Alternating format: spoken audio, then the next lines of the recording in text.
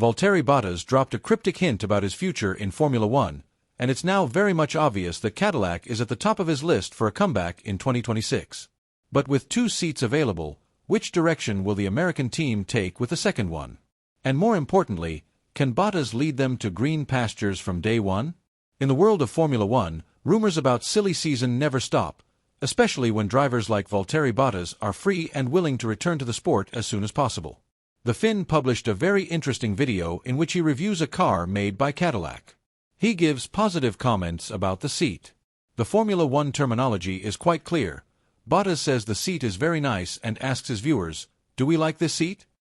A reference to 2026. The hints didn't stop throughout the entire video. The man who filmed Bottas asked him whether he liked to sit in one of the 2 seats that were available in the car. To this, the 10-time race winner replied, "Not yet." It's a very interesting game of words that Bottas chose to display to the F1 fans, and given the fact that he is a veteran, he probably knows a thing or two that we don't regarding the plans of Cadillac. As of now, this is the biggest hint that Valtteri has dropped about his future, and I don't think you could blame him for that. A lot of other drivers have been securing their futures with other F1 teams, and I don't know why Cadillac hasn't made a move on Bottas yet. He is a 10-time race winner, has a proven qualifying score with Mercedes, has dominated as a second-seat driver next to Hamilton despite the toughness of the task, and is a very experienced individual. Not only that, but Bottas also has experience with Ferrari engines as well. From 2022 onwards, he drove for Alfa Romeo and then Sauber. And now that Cadillac will have Ferrari engines, Bottas's experience will come in massively handy. I'd like to keep the optimism a bit low because everything can change in a matter of days, or even hours, but as of now, the situation is crystal clear. Bottas is interested in Cadillac, and Cadillac has expressed interest in a lot of F1 drivers, Bottas included. So the Finn is now eager to prove to the F1 world that he hasn't lost his groove despite sitting out 2025. Will he be able to do so? I don't see why not. Ferrari has a proven record of building competitive engines, so Cadillac might be in the midfield a lot faster than what they've anticipated. Interestingly enough, reports have surfaced that Cadillac is not ready to announce the partnership with any driver just yet. After the cryptic message from Bottas, maybe the conditions under which Bottas wants to sign a contract could be a problem for Cadillac. Let's not forget that the Finn stated loud and clear that he doesn't want a one-year entanglement with anyone on the grid. If the project is a long-term one, then he's all for it. So did Cadillac approve this for Bottas? I understand that the will of Valtteri to confirm that he has an F1 seat secured for 2026 might be a bit overwhelming, but he could be doing himself more harm by teasing the fans with something that is yet to be confirmed. An official statement from the American squad is yet to be sent to the F1 media. Until then, we cannot confirm nor deny anything, except for the fact that all cards are in play. But let's say that Cadillac is also interested in Valtteri and that a deal is highly likely to be sealed sooner rather than later. What are the plans that the American team has for Bottas?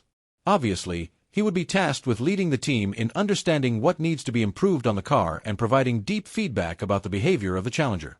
It is very difficult for a newcomer to understand all of the rules at once, and by having Bottas on board, this challenge is going to be eased up to the maximum. But as I said, Valtteri is here to score big, and his record proves exactly that. He might not be the #1 option when it comes to the 10-year picture of Cadillac, but I do believe that if he shows some optimism and leadership skills, he'll be part of the American squad until at least 2030. Let's not forget the fact that Cadillac wants to promote young talent as well, including Colton Herta. Although the current Indy 500 driver doesn't have a lot of hope to be racing in Formula One sooner rather than later, he's been dubbed to be the next big project of the American team. But if he misses out on this opportunity, it's not like other drivers aren't going to jump in like piranhas and fight for the seat. So who says no to a potential lineup of Bottas and Perez? Both of them had the same role in a top-performing team, being the second driver. Both of them have to prove that they can lead the team in an individual manner. And both of them are extremely popular in the world of F1. The big difference is that Perez is more packed on the financial side, with his sponsors being ready to pour in as much as $30 million when it comes to securing him a seat. Bottas, on the other hand, has a better resume.